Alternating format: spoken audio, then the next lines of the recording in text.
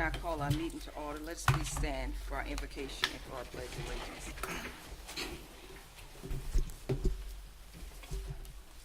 Dear Creator, we thank you for this precious day.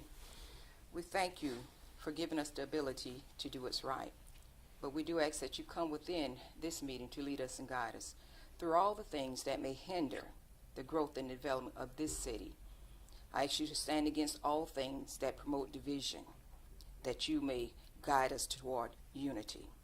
We also want to remember today, this day that 9/11, that affected this country as a whole. Yet it caused destruction on the physical being, but yet it united us on a spiritual level. And I hope and desire that unity continue. We want to also recognize all those who are suffering throughout this world, whether it be because of fire, floods, anything that may even be a natural disaster. We ask that you be with them, comfort them, guide them, but most of all help them to recover. We welcome you into this meeting to have your way, for we all know that the greatest thing there is for us to take care, to love, to serve, and to protect each other. So we welcome you into this meeting because we know that you all in all, and most important, you are pure love. So we welcome you this day. Amen. Amen. I pledge allegiance to the flag of the United States of America and to the republic for which it stands, one nation, under God, indivisible, with liberty and justice for all.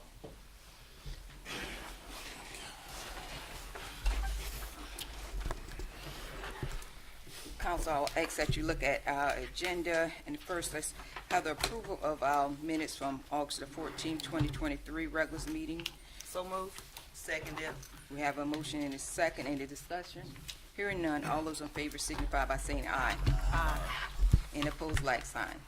Hearing none, let it be reflected that the minutes have passed. Council, also please take a look in your packages, and you will see there's an addendum to our agenda, and I will entertain a motion. So moved. Second. So we have a motion and a second. Any discussion? Hearing none, all those in favor of adding the addendum to our agenda, please signify by saying aye. Aye. Also, if there is no objection, we do have a resolution which we have recipients in the audience. If there's no objection, I would like to move that resolution forward to proceed after our appearance before council. Any objections? No. Hearing none, the resolution will be moved forward to come after our appearances before council. And as we prepare to enter into our public hearing, our appearance before council, I do want to acknowledge, as was acknowledged in the invocation, that today is 9/11, and as you may know, this is one of the first time in history that we had an attack here on our homeland soil.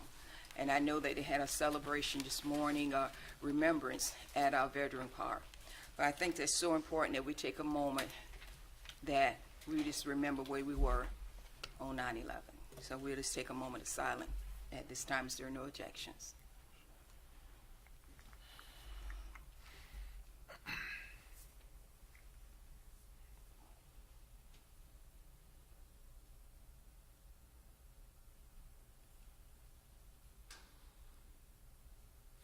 Thank you. And thank you, Council, for allowing that time period for that reflection. Chair recognizes. With regard to the 9/11 ceremony, Councilman Braddock was out there with myself, and I just wanted to, and I'm sure I'm speaking on behalf of him as well as all members of council, that it was a moving ceremony out there, and particularly to Colonel Barry Wingart for his efforts to put it together, working with city staff, as always. And Shannon and I saw you there, and I'm sure there were many others. I don't know who all was there, and I don't want to name everybody, but it was a big crowd. But it was a very powerful ceremony, and I just appreciate Colonel Wingard's efforts to put it together every year. And I'm sure that Councilman Braddock agrees with me on that. Thank you, Council. Do we have any other councilman who wants to acknowledge or state anything in reference to 9/11? Hearing none, thank you again, Council, for allowing this time period reflection among the council. We appreciate you allowing that to occur. So at this time, we will proceed with our appearance before council. And at this time, I will be asking that each appearance, a person making an appearance, please limit your presentation to 5 minutes. So at this time, we have Mr. Brian and Jody Ransom to make a presentation to council regarding One Table Florence. Welcome. Thank you. Ladies and gentlemen of the City Council and esteemed residents, fellow community members, we stand before you today with a heart full of gratitude and a vision of unity. I am here to introduce to you a cherished concept that has been a source of warmth and togetherness for decades in Aiken, South Carolina, and is now making its way to our beloved city of Florence. One Table Florence. One Table is not just another event, it's a celebration of community, compassion, and the power of community. At the request of our city manager, we are thrilled to announce that this year, One Table Florence will find its home at beautiful Timrod Park. This iconic event, which is centered around the community Thanksgiving dinner, holds the promise of bringing all facets of our diverse community together at one table for one remarkable holiday meal. The core values that underpin One Table Florence are simple yet profound: combating loneliness, forging community connections, and fostering a culture of volunteerism. These principles align perfectly with our city's spirit of neighborly love and shared responsibility. Let me paint a picture for you. Imagine the scene where people from all walks of life, regardless of age, race, religion, or background, come together under the open sky of Timrod Park. Families, friends, neighbors, and strangers alike gather around one table to share a meal, share stories, and share in the joy of the season. It's a scene of inclusivity where no one feels alone and everyone knows they belong. Loneliness can be a heavy burden, and it's a feeling that many in our community may experience, especially around the holiday seasons. One Table Florence is a beacon of hope, offering an opportunity for those who may feel isolated to connect with others, find support, and feel a sense of belonging. It's a powerful antidote to loneliness that can truly transform lives. But One Table Florence is more than just a meal. It's a platform for volunteerism and giving back. Every dish, every seat, and every smile is a result of the collective effort of dedicated volunteers who pour their time and love into making this event a reality. One Table Florence is a reminder that the strength of our community lies in the willingness of its members to come together and serve one another. I'm proud to announce that One Table Florence is entirely free to attend. This means no one is excluded from the celebration due to financial constraints. It's an event where everyone can enjoy a hearty Thanksgiving meal without any barriers. As we gather in Timrod Park for One Table Florence, let us remember the true essence of the holiday season: gratitude, togetherness, and the joy of giving. I invite each of you to join us in this memorable occasion, whether as a volunteer, a guest, or simply as a supporter of this wonderful initiative. Your presence and participation will make a significant difference. In conclusion, One Table Florence is a testament to the strength of our community and the power of unity. It embodies the spirit of Florence, a city where every resident is valued, where loneliness is replaced with friendship, and where giving back is a way of life. Thank you for attention, and I look forward to seeing you all at Timrod Park as we gather together at One Table Florence to celebrate the true meaning of Thanksgiving and its boundless potentials of our city when we stand together as a community.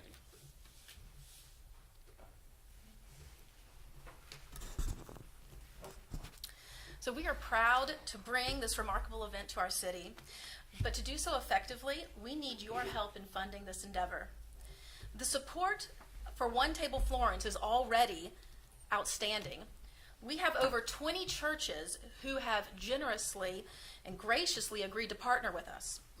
These churches are the backbone of our community, and their commitment to this event speaks volumes to the potential for unity that One Table Florence has. But it doesn't stop there. We are reaching out to various civic and athletic groups in our city, seeking their assistance and involvement in making this event a success. We believe that by involving these groups, we can amplify the impact of One Table Florence and bring more residents together to celebrate our shared values. Additionally, we've initiated conversations with local businesses, exploring ways that they can support us. These businesses are not just a part of our economy, they're an integral part of our community. Their participation in One Table Florence would not only make this event financially viable, but also further cement the bonds between local businesses and residents. However, it's important to note that while we strive to make One Table Florence a success, we are also mindful of not competing with other nonprofit organizations that work tirelessly to address food insecurity and support the less fortunate in our community. We have engaged in constructive dialogue with organizations such as House of Hope, Junebug's Care, and the Whosoever Church. And I'm pleased to announce that they have all agreed to partner with us, ensuring that we work collaboratively to serve those in need. Ladies and gentlemen, every significant community event requires financial support to run smoothly and effectively. Today, we humbly ask for your assistance in building a solid budget for One Table Florence. Your support will help provide the necessary infrastructure, resources, and coordination to ensure that this event is a reasonable and resounding success. We believe that One Table Florence has the potential to be a transformative force in our city, a symbol of unity, compassion, and the power of community. By investing in this initiative, you are not only supporting the event, but sowing seeds for a more tightly knit, compassionate Florence that will thrive for generations to come.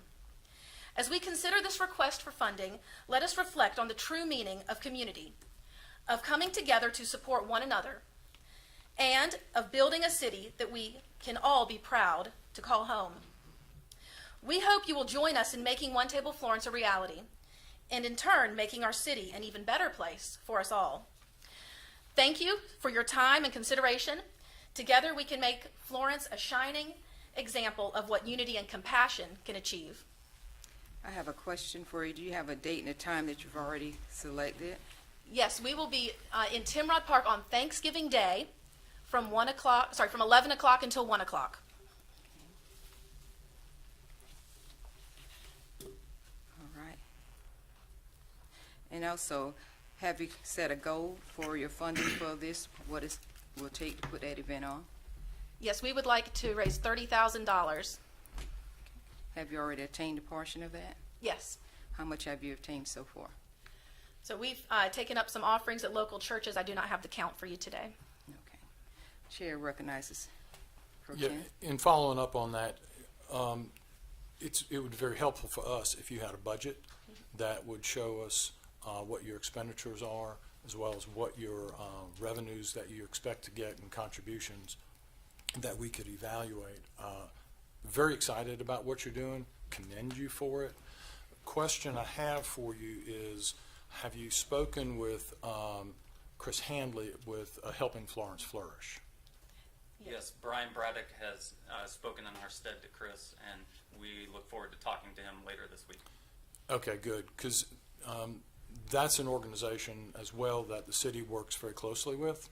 And so, speaking for myself, I don't know about the other council members, but it would be very helpful for us if you had a conversation with him and then could come back, as that's already an organization that we currently work with very extensively, that obviously does a lot of the same things you're talking about here, and with whom we already have that existing track record.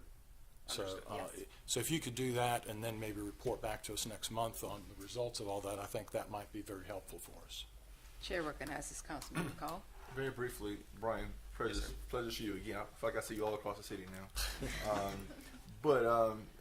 One Table Florence, this is something that originated here in Florence, or is it done in other cities as So well? originally it was Aiken, South Carolina has been doing it for over 2 decades. The last year we were there, 2019, they had over 3,000 people attend of all walks of life. And it was fantastic. We participated in it for many years. My wife actually volunteered there to learn the process of creating One Table with the express intent of doing it somewhere else. And so we intend now to set it here for the first year here and then continue this yearly after. Okay, thank you. Chair recognizes Councilwoman. Lee Smith Jackson. Hi. I remember I met you guys and you told me about that. And when you first told me about the one table, I was excited because I know that it fosters unity, and it really gets to celebrate the true spirit of Thanksgiving. And I love it. And it kind of bridged that social divide with everyone. So I'm excited about it. Please get us all the information so we can definitely be a part of that. And thank y'all for your work, because the one thing we need to do is go to other areas, find out what they're doing, and do bring these things back to Florence, because Florence is growing, and the many different things that we have is the better. So please get us that information so we can help you guys. Thank you. Chair recognizes Councilman Braddock. Yeah, too, want to thank you, and I want to thank Hannah and City Manager for bringing the idea of the location. Timrod Park is an area that really serves all of Florence. Perfect location for that. I did get to spend some time with Mr. Hanley this week at a Transformational City Leaders Conference, where we were told that the number one issue regarding health is loneliness. The number one health issue facing this country, and that it is epidemic, especially in the universities. So I think loneliness and unity, as well as the giving and compassion, is something that we all as members of council in the city can get behind. And so I will be connecting you with Mr. Hanley. He's very excited about what y'all are putting on as well. So thank you. Thank you. Does that conclude any questions or comments for council? Thank you so much for being Thank before you. us today. Thank you. Next, we have appearing before council is Lakeisha Jones to speak to the council regarding a park and recreation concern.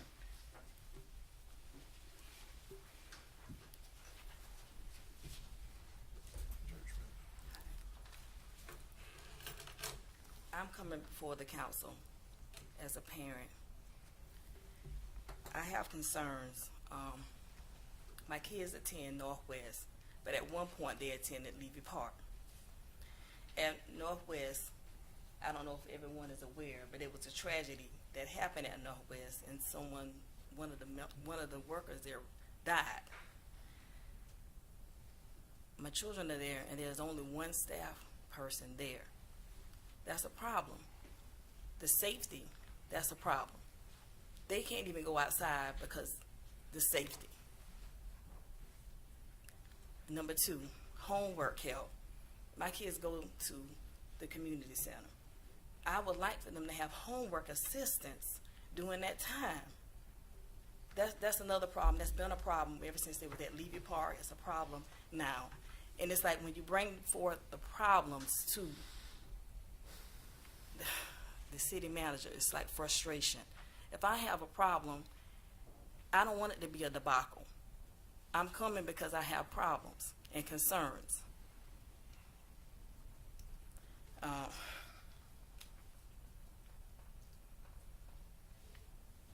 Another thing, while my kids are there, when I go to pick them up, a lot of times you see a lot of people walking, strays, going up to the door, ringing the bell. Sometimes I'm afraid to even get out the car to go get my own kids. So I don't know why they have staff, only one staff member there, and you know someone was already killed there. Last year, the door was shot, and the kids are aware of this. It's traumatizing to the kids that are there. Number three, bullying. Bullying is a problem at the centers, and bullying is also a problem within recreation. But a lot of times you ask, what is the policy? We have a code of ethics, but nothing is really addressed. And this is a problem. Another problem that I have is in reference to softball, baseball, and that sort of thing. You have coaches that are coaching, but they're pushing their narrative. And what I mean by that, you have a coach, and the coaches are over they are the commissioners over their age group. Why is a coach over their child being the commissioner over their child? That's another problem. And it became a major problem in those summers when softball came, because it was a confrontation with the coach of the All-Star team. And I brought these concerns to the athletic director and the city manager, but it's like it becomes confrontational and then there's never a solution. So I'm here today because y'all set these channels in place when you have problems to go to the city manager. And a lot of times it's no solution or no resolve because it's confrontational. So I don't know where does the parent goes when you have problems? Where do you go when you have problems in reference to recreation, or your child is attending Northwest or Levy or Maple? Because really all the parks should be consistent. Why is Northwest don't have a game room, they don't have a computer room, but you have it at Levy Park and you have it at Iowa Jones Park? So why don't all parks have the same setup at every park?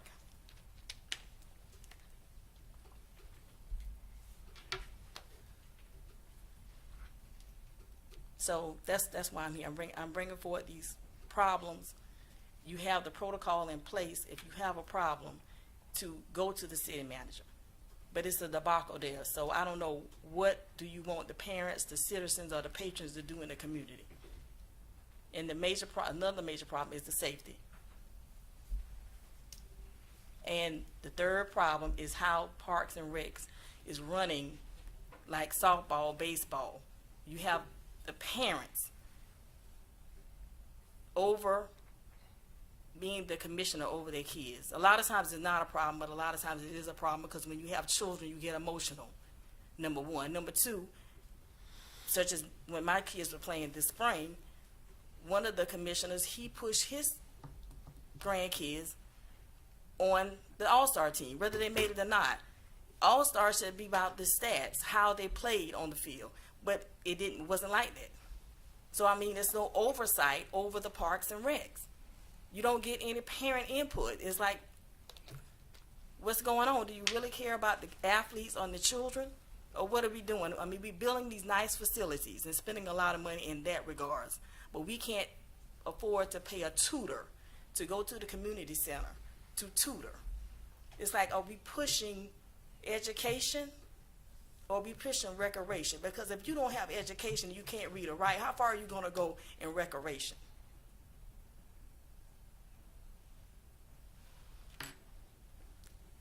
So these are my concerns. Thank you for your concerns, Ms. Jones. At that time, that concludes our appearance before council. And at this time, we moved our resolution forward. So at this time, we'll proceed with the resolutions. And I'll take in order the ones who are present.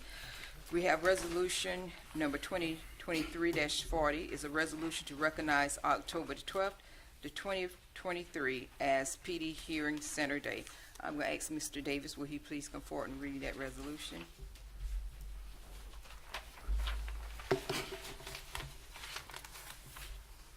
Yes, ma'am. Resolution number 2023-40, a resolution to recognize October 12th, 2023 as PD Hearing Center Day. Whereas recognizing a need in the community, PD Hearing Center was founded in 1968 by a grassroots committee of concerned citizens, including businessmen and women, physicians, educators, and homemakers. And whereas PD Hearing Center is a 501c3 nonprofit organization and a United Way community partner with the mission to empower lives through better hearing by providing the highest possible level of professional care to all, regardless of their ability to pay, and includes particular service to newborns and children, special needs children and adults, various government agencies including DHEC, SC Vocational Rehab, SC Vocational Rehabilitation Disabilities, First Sound, and the general public. And whereas, with the help of many volunteers, PD Hearing Center has served over 300,000 individuals over the past 50 years. And whereas, having received generous support from the community, PD Hearing Center has recently undergone a renaissance as they have been turning their eye towards Florence's growing diverse population and are positioning themselves to continue serving the PD region with improved cutting-edge testing and diagnostic equipment and audiological best practices. Now therefore be it resolved, the City Council of the City of Florence does hereby recognize October 12th, 2023 as PD Hearing Center Day in the City of Florence and acknowledge the vital role PD Hearing Center plays in the help of supporting the community. Resolved this 11th day of September 2023. Approved as to form, Benjamin T. Ziegler, City Attorney, Teresa Myers-Irving, Mayor, Casey C. Moore, Municipal Clerk.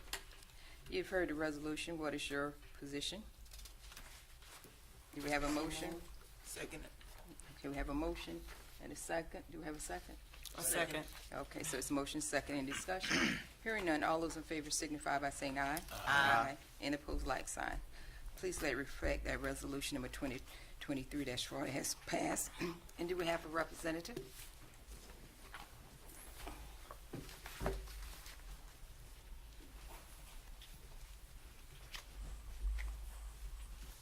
Step forward to the front first.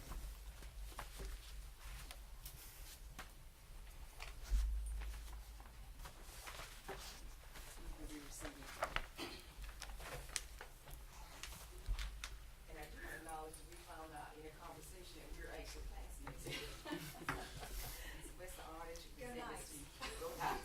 But it's an honor to present this to you because being here is so important. And more importantly, too, being a neonatal nurse, that we have our young preemies who have to go through the process of having hearing instrument, and y'all are instrumental in so much of that. So thank you again for all that y'all do. Thank you, we appreciate it. Thank you, we appreciate it too.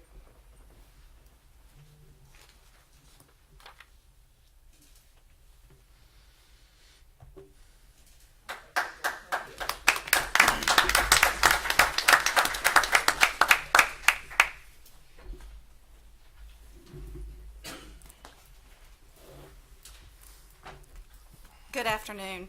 My name is Sally Kahn. I'm the Executive Director of now PD Hearing Center, formerly known as PD Speech and Hearing Center. As you know, as you heard, we were founded really 55 years ago by people like everyone sitting out in the audience now.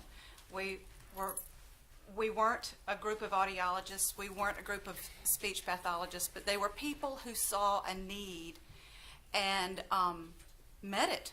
They did whatever it took to meet it.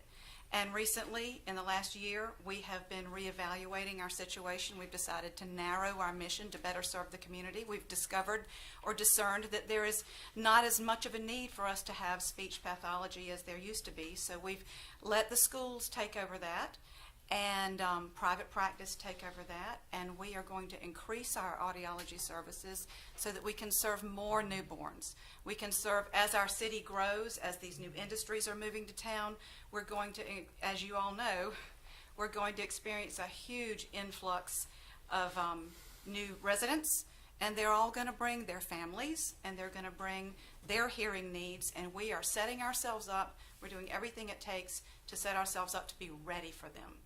And we're going to celebrate this on October 12th, the day you've just approved, with a grand reopening at PD Speech and Hearing and our ribbon cutting with the chamber, and we want everyone here to join us.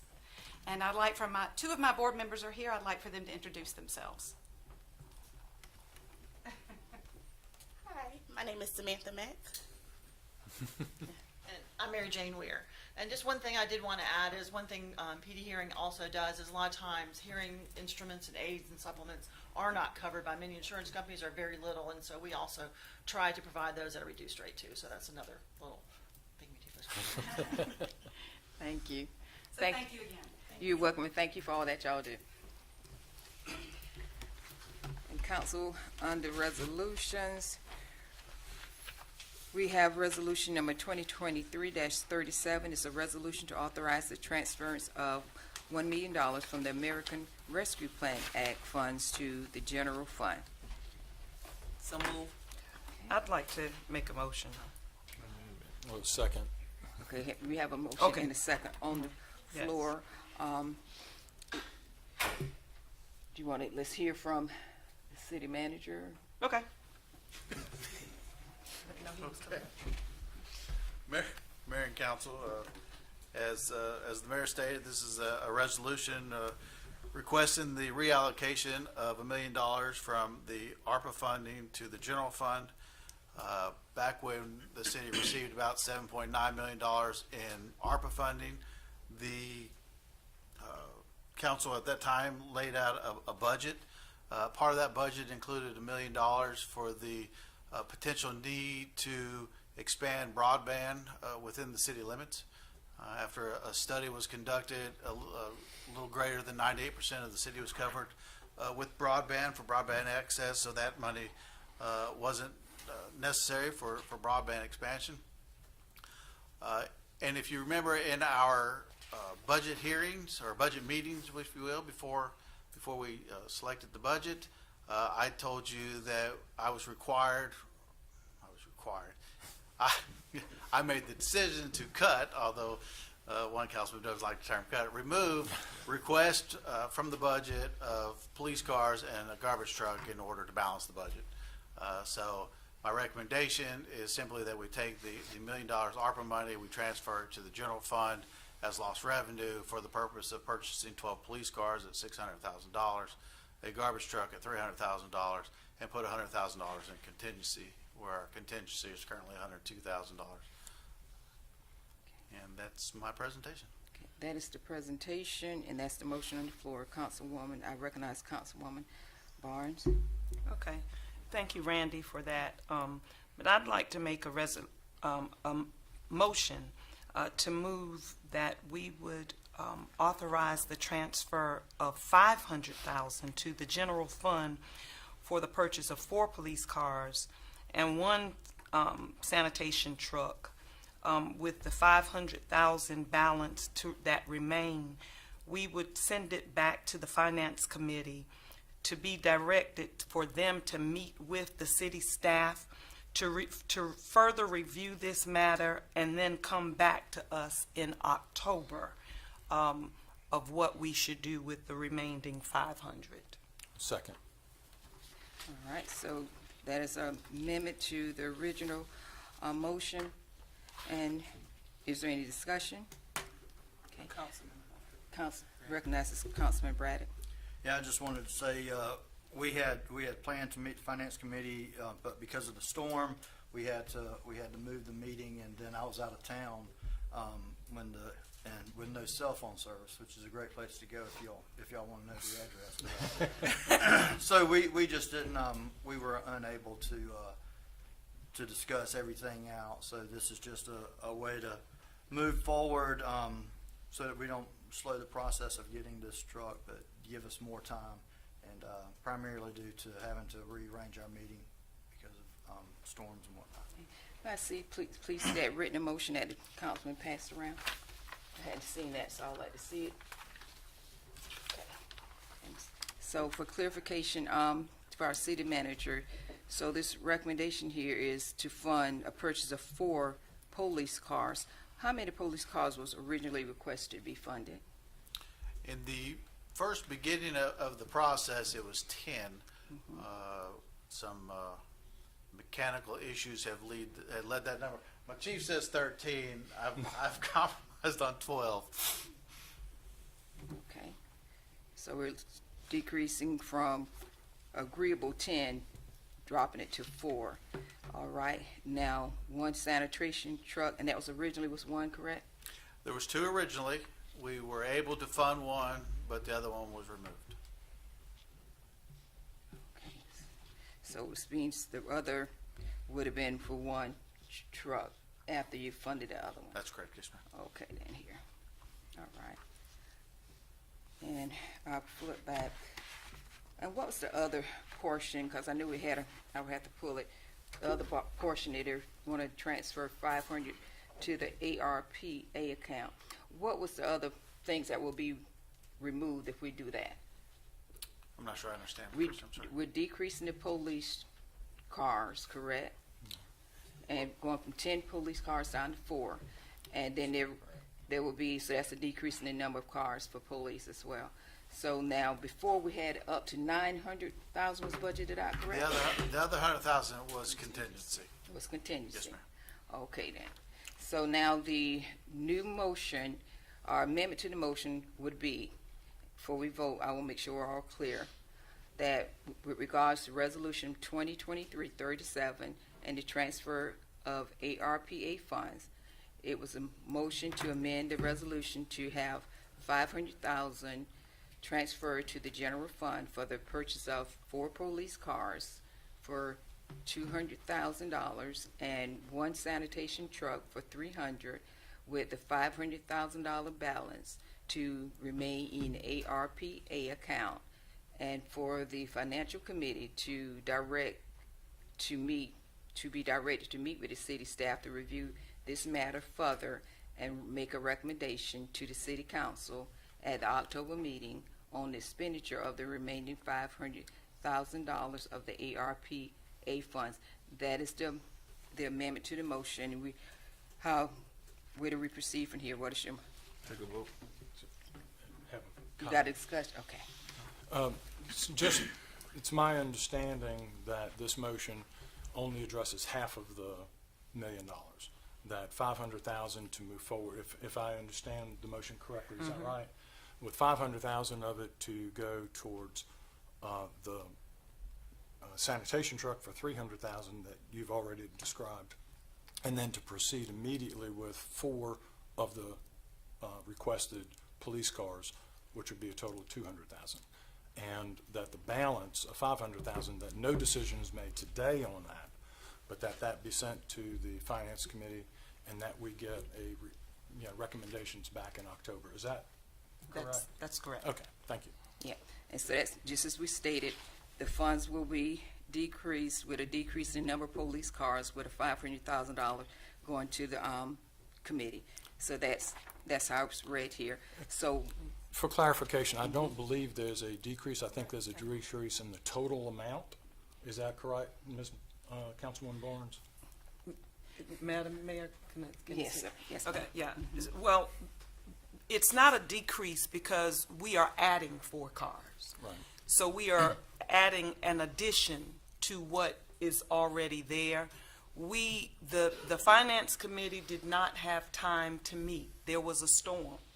And so because once this money is gone, it's gone. And so because we don't want to stop or slow down this process, we said, okay, let's move forward with half, and let's revisit and make sure we're moving the way this council can feel comfortable in voting for. Because as of right now, we did not really put time and effort in looking into this. So this gives us just a little, another month for the other half. And I do want to clarify, because I always like to be transparent, the resolution that's being amended, when it's under the therefore be it resolved that the council of the city of Florence authorize the city manager to transfer $1 million to the general fund from the ARPA fund to allow $600,000 to purchase of 12 police vehicles, $300,000 to purchase 1 sanitation truck, and $100,000 to increase the contingency. That is the original motion. The amendment would do the following. The amendment would actually transfer $500,000 to the general fund for the purchase of 4 police cars, parentheses $200,000, and 1 sanitation truck, $300,000, with the $500,000 balance to remain in the ARP account, and for the financial committee be directed to meet with the city staff to review this matter further and make a recommendation to the city council at the October meeting on the expenditure of the remaining $500,000 for the ARPA fund. That is the amendment to the motion. At this time, we'll call for the question. All those in favor of amending the motion, please signify by saying aye. Aye. Any opposed, like signs, nay. Nay for me. So the original motion has been amended, and that original resolution would therefore be reading as following. We'll have to vote on, and that resolution will be to amend the resolution to authorize the transfer of $500,000 to the general fund for the purchase of 4 police cars, parentheses, $200,000, and 1 sanitation truck, $300,000, with the $500,000 balance to remain in the ARPA account, and for the financial committee be directed to meet with the city staff to review this matter further and make recommendation to the city council at the October meeting on the expenditure of the remaining $500,000 of the ARPA funds. Now, that is the motion that's before us. Any discussion on that amendment? All those in favor signify by saying aye. Aye. Any opposed? Nay. Nay. Thank you, Council. Thank you, Councilwoman, for sharing that. I appreciate it. Okay. Our next resolution we have is resolution number 2023-41. It's a resolution authorizing the staff to negotiate a grant agreement with the organization in the amount as shown in Exhibit A in the compliance with the South Carolina opioid recommendation. This item, if there's no objection, will be taken up in executive session. Next, we have the addendum. The addendum resolution was a resolution number 2023-42, a resolution of recognition of Pastor Ralph Canny Sr. Do we have a motion? So moved. Second. Do we have a motion and a second? Any discussion? Hearing none, all those favors signify by saying aye. Aye. And opposed, like sign. Let it reflect that the resolution has passed. At this time, that completes our resolutions till we come back from executive session. Next, we'll go back to, Point of question. sure. Is there a full resolution that can be read for Pastor Canny? We can, and he's not here, but the councilwoman is going to present it at her, at his event. But what I will ask, Councilwoman, do you want to tell the audience what? Okay, yes. Pastor Ralph Canty has been serving one church for 55 years here in Florence, and he's been a phenomenal leader for Florence. And we will be celebrating in October his anniversary, and this resolution will be read there at the celebration, but we needed to get it approved here today. So we celebrate the October. Actually, the event is sold out. We've sold over 500 tickets, but I would invite you, but it is a sold-out event already. Yes. Thank you, Councilwoman. So at this time, we'll proceed to our agenda as outlined. We'll go back to our ordinance in position. It's a bill number 2023-16 for a second reading. It's an ordinance adopting a redistricting plan for 3 single-member districts of the city of Florence, South Carolina, in accordance with the federal disannual census of 2020 decennial. And at this time, Second. no, it's correct. We have a motion is second. Hearing any discussion? And we had that presented before. Do any council member need to have it represented? Hearing, okay, so we're ready for the question. All those in favor signify by saying aye. Aye. Any opposed, like sign. Let it reflect that the bill has passed second reading. Next, we have bill number 2023-30 for a second reading. It's an ordinance to annex and zone in C-15-2488 Abbey Way, identified as Florence County Tax Map Number 01221-01-247. Do we have a motion? So moved. Second it. We have a motion and second. Any discussion? Hearing none, all those in favor signify by saying aye. Aye. Any opposed, like sign. Let it reflect that the bill has passed. Next, we are moving to introduction of ordinances. First, we have bill number 2023-32 for first reading. It is an ordinance to rename West Kansas Road and name an unnamed road identified as Florence County Tax Map Number 90093-01-001. Do we have a motion? So moved. Second. We have a motion and a second. At this time, we'll hear from Mr. Moore. Thank you, Mayor, members of council. This is a request by the property owner of Freedom Square to rename one road and name another road. These are both private roads located within that development.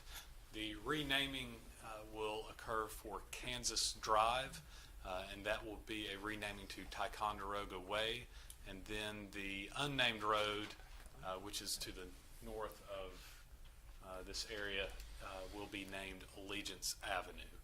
There is one building that is addressed off of that off of the Kansas Drive, which we will notify of those changes should council move forward with this request. Okay. That concludes my report. All right. Chair recognizes Councilman Bailey. I see in the audience not only the property owner and the current member of county council, but former member of city council, William Schofield here. And I just want to recognize Councilman Schofield and thank you for all that you're doing at that development, bringing some very exciting new projects and new businesses into our community and new jobs and new revenue, tax revenue into our community. Thank you for all you do, sir. Where is this Chair West recognizes Kansas? Councilman Neesmith Jackson. Yeah, I was going to ask again, where is this West Kansas Road? It is a little road that is located just to the south of the shopping center. It runs behind.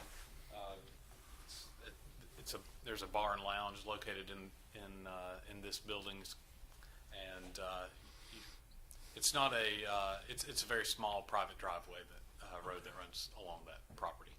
And this is off Irby Street? What street? Yes, ma'am. Okay. Off of Irby. Okay. I just couldn't understand where was West Kansas Street. I'm Yeah. like, where? Okay. Chair recognizes Councilman McCall. Oh, when I finally found out who the property owner was, I started to have some concerns. But just joking. But again, thank you, Schofield, for bringing this to us. I just want to commend you on your willingness to put back into the community and really invest on the south side of town and bringing that economic development to the area. So again, kudos to you and keep doing what you're doing. Thank you. If that completes the discussion, all those in favor signify by saying aye. Aye. Any opposed, like sign. Let it reflect that the bill has passed. Thank you for that. Thank you, Mr. Moore. All right. Next, we'll move forward to reports to council. We'll start with our appointments to our boards. Let me skip 133. Church Street. Ordinance. Oh, South. yeah. Church. Bill number 2023-33 for first reading, an ordinance to rezone 619 Church Street, identified as Florence County Tax Map number 90104-02-019 from AC to NC-63. Do we have a motion? So moved. Second. We have a motion and a second. At this time, we'll hear from Mr. Moore. Thank you, Mayor, members of council. This is a request to rezone from AC to NC 6.3, a property located at 619 South Church Street.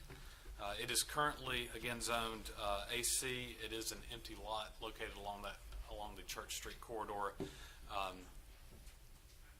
The adjacent properties, there are multiple different zoning designations in the area, NC 6.3 campus, and then, of course, the AC near it. So this request has been made so that the individual can build a single-family structure on the property. Due to the size of this, while the NC 6.3 does permit multiple densities of residential use, it will be restricted to a single-family residential structure. So this is a smaller lot, and it, based upon the restrictions and the development standards of that code, it will be restricted to that. Okay. Do we have? There is one item. Currently, there is an existing home that encroaches onto his property. It's encroaching by about two feet, give or take, depending on where you are along the property line. This does not affect the zoning designation. This may come up for him later on during construction loan and that type of thing, but it does not affect the zoning. Okay. Chair recognizes Councilman Bailey. Just want to, as an observation, it's very rewarding and exciting to see single-family development homes, new homes coming on Church Street. That area has been significantly depressed for many, many years, decades, and so to see that coming and to see an investment in that side of town, and I just think it's something that speaks well of the work that city staff is doing, and just keep up the good work.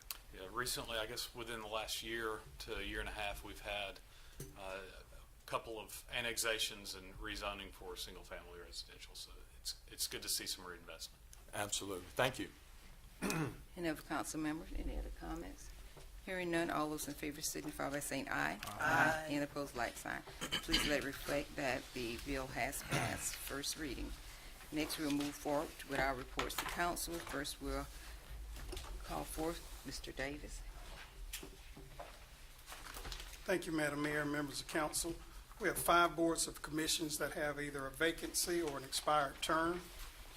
The first board we'll start with is the Planning Commission. This appointment goes to Councilwoman Neesmith Jackson. We have several applicants in your packet, and they must be a representative or resident of the city of Florence. Chair recognizes Councilwoman Neesmith Jackson. At this time, I will appoint Shalonda Dees to the Planning Commission. Do we have a second? Second? We have a motion and a second to appoint Ms. Shalonda Dees to the Planning Commission. All those in favor signify by saying aye. Aye. Any opposed, like sign. Let it reflect that Ms. Dees has been appointed to the Planning Commission. Our next board is the Board of Zoning and Appeals. This falls to Councilman Braddock. Seeking reappointment is Ruben Chico and Miriam James Singley. There are no other applicants. I'd like to reappoint Miriam James. Do we have a second? Second. All right, you've heard the motion. Any discussion? Hearing none, all those in favor signify by saying aye. Aye. Aye. Any opposed, like sign. Let it reflect that Ms. James has been appointed to the Zoning and Appeal Board. Our next board is the Design Review Board. This falls to Councilwoman Neesmith Jackson. The applicant must be a general contractor. Seeking reappointment is Cal Gunter. He's a commercial general contractor. There are no other qualified applicants. Chair recognizes Councilwoman Neesmith Jackson. Defer at this time. Defer.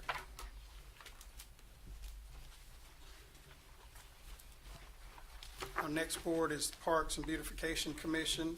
There is one expired term. This falls to Councilman McCall. Seeking reappointment is Simon Lee. New applicants include Christopher Filial, Paula Lentz, and Hughes Page. Chair recognizes Councilman McCall. All right. I would like to nominate Mr. Simon Lee for reappointment. Mr. Simon Lee has been nominated for reappointment. Second. There's been a motion and second in discussion. Hearing none, all those in favor signify by saying aye. Aye. Aye. Let it reflect that Mr. Simon Lee has been reappointed. That concludes all the appointments. Thank you so much. Excuse me.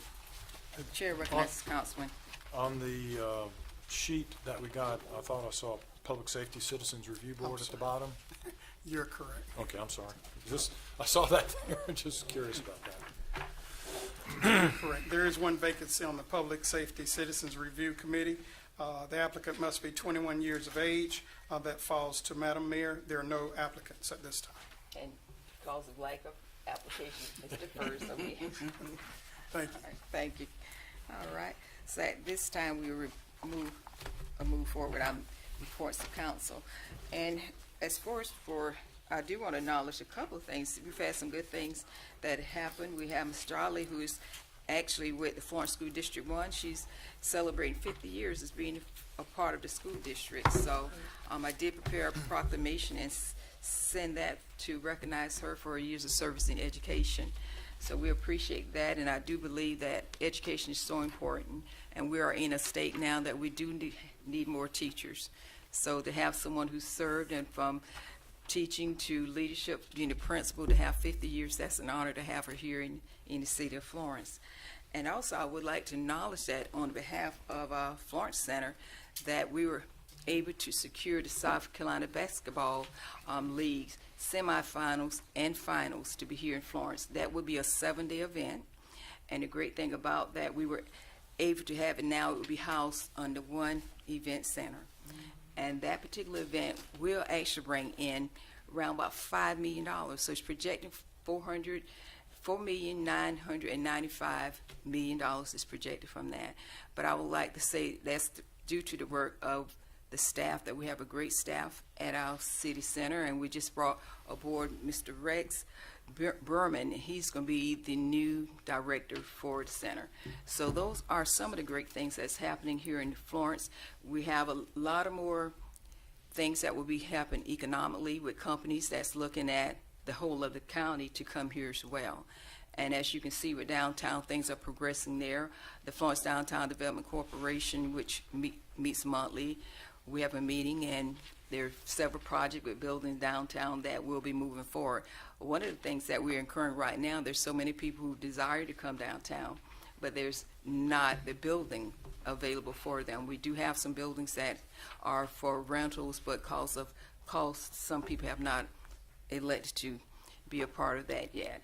But also with community development, the community is still growing. We have development still on our catalytic areas. I do want to recognize especially some of the builders that we have that are working so faithfully on the third phase, which is the Pine Street area.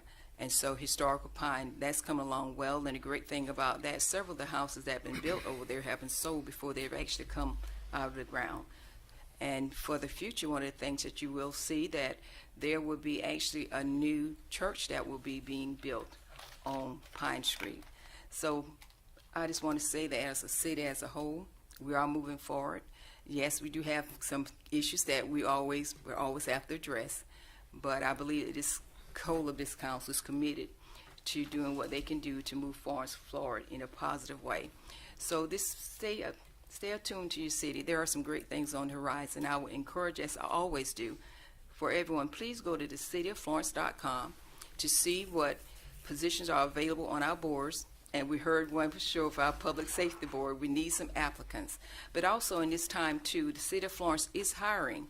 So if you're interested in having a position here at the City of Florence, please apply for these positions so that we can hire and have the staff aboard to provide for the services. And to the City Council, thank you for all that each one of you are doing to do things, to move things forward. We have a lot of individual things that we have to focus on. This is a large city, but I believe that if we work together, we can continue to do what's best for our citizens.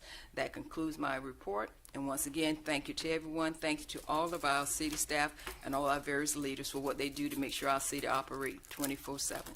Thank you. So at this time, we will move forward with our committee reports, and our first committee report will be coming from the chair of the Business and Development Committee. Recognize the chair. Thank you. On August the 17th, we met here in the Magnolia Room. It was myself, Councilman Braddock, and Councilwoman Barnes, as well as Mr. Osterman, Mr. Moore, and Mr. Hemingway. We had a conversation regarding where we were with the development of the roads through the third penny funds that had been received.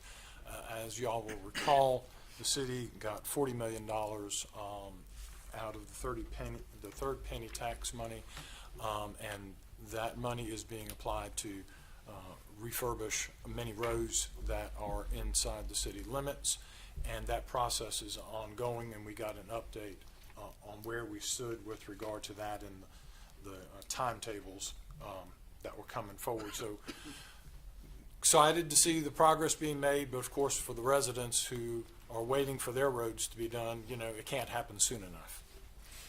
We also got an update on stormwater and where we were on that, and it's my understanding that we'll get an update in October and maybe have a report to council in November on where we are with that. Thank you. We also discussed where we were with staffing, and I'm sure that each one of you in the departments who are waiting to hire additional people, those hires can't come fast enough, but we did get some good news that the hiring is coming along well, and there's a lot of good promotional. Amanda, thank you for all that you do to kind of get the word out on the hiring events that are taking place. With regard to the corridors, there's going to be a report that we'll be getting, a breakdown on the corridors that'll be coming up. So each one of the corridors that we'll be looking at comprehensively. But with regard to that, just want to give a report that Councilman Smith and myself met on last week on September the 7th. We went to the Parks and Recreation Department and we gave an update there on the Levy Park grant application with regard to the East Palmetto Corridor. And there's no news to report on that. It's still pending. But we just gave all of the Parks and Rec a detailed update, gave them a copy of the grant application, received questions, and it was a very robust conversation and very good conversation that we had with them at that time. And one other thing is the issue had come up previously in the last council meeting about the status of the water and where we were with the water system and the discolored water. And so that's been the infrastructure, something that we've been looking at. And Mr. Oshman, if you could give us a brief update. I know you have a water quality task force that has been assembled and has been looking at this and has been busy working to improve the water quality. So if you would give us an update, please. Brief is in my vocabulary. As you all are aware, a few weeks ago we put together a water quality team. This was made up of not just supervisors, but people who are hands-on in the water production and distribution system, as well as several outside engineers to assist us in determining issues and solutions. This team met last week, and some of the progress that has been made is we've just completed a comprehensive study of all of our groundwater facilities. We're actually in the process of reviewing that. For our troubled areas, those areas that seem to have consistent water issues, our engineering group has established some, see if I get this right, unidirectional flows. Okay, so, so basically it's a system of closing valves, flowing water, opening valves, closing others, which then scours the pipes. This is specifically in two areas that right now that we are working this through. And we have made, through the recommendation of engineer and our water production team, we have made changes to some of the treatment processes at the groundwater, at some of the groundwater plants, and that's all in conjunction with, I'm learning stuff as we go, it's all in conjunction with how water ages when it's in the pipe. So this team is working. It's going to be a long-term process, hopefully, that we see results relatively quickly, although it's something that we'll have to continue for quite some time to get it exactly where we need it to be. So that's the team. My understanding from what I hear you saying is that progress is being made, improvements are being made, but we're not quite there yet. We're not quite there yet, and it'll be a little while before we are right there. All right. But we continue to encourage, and please encourage anybody that you talk to, if they experience discolored water, to please call our utilities department. All right. Thank you, Mr. Austin. Unless other members have anything to add, no. That's our report. Thank you. Thank you for that report. Chair recognizes the chair of the Community Development Committee. Thank you, Madam Mayor. I don't have much to report today, but I did want to address Ms. Jones.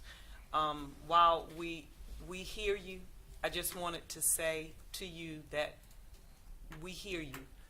And there are a lot of problems that we have because of shortage in employees and also just growth, but we are definitely hearing you and we'll work to see if we can remedy some of these things.